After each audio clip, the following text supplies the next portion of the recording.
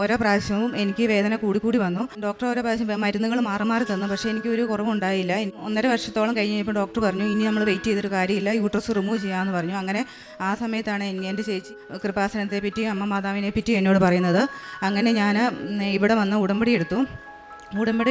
അടുത്ത മാസം ഓഗസ്റ്റിൽ ഞാൻ ബഹുമാനപ്പെട്ട ജോസഫ് അച്ഛൻ്റെ ഉടമ്പടി ധ്യാനം കൂടി. ധ്യാനത്തിൽ ആരാധന സമയത്ത് എനിക്ക് AC-യിൽ നിന്ന് വരുന്നത് പോലെയുള്ള ഒരു ദേഹം മുഴുവനും ഒരു തണുപ്പ് അനുഭവപ്പെട്ടു. പക്ഷേ എനിക്ക് അന്ന് രോഗസൗഖ്യം കിട്ടിയതാണെന്നുള്ളത് എനിക്ക് മനസ്സിലായില്ല.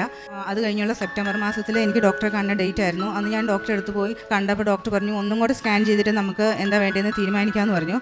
അങ്ങനെ സ്കാൻ ചെയ്തപ്പം എനിക്ക് എൻ്റെ യൂട്രസിന് 16 mm തിക്നെസ് ഉണ്ടായിരുന്നത് 6 mm ആയി കുറഞ്ഞു.